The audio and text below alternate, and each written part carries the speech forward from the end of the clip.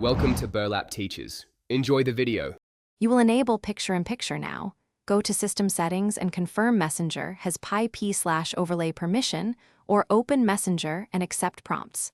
Once done, start the video call or play the Messenger-hosted video you need, because PyP only activates from an active video session.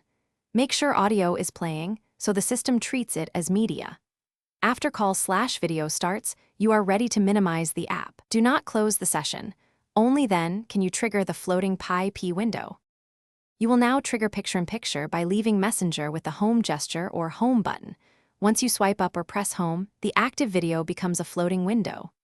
After it appears, drag it to the preferred corner and resize if your OS allows. This keeps the video visible while you use other apps. If you need to interact with controls, tap the PyP window. Use the play, pause, mute, or return to app buttons.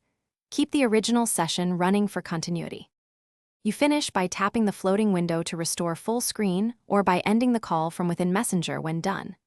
If the PyP window vanishes unexpectedly, reopen Messenger immediately. The session often restores without losing context. If PyP never appeared, go back to System Settings, confirm picture-in-picture and overlay permissions for Messenger, and restart the app. This usually resolves permission conflicts.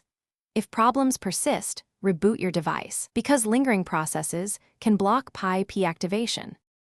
Thanks for watching. Consider subscribing if this video helped you.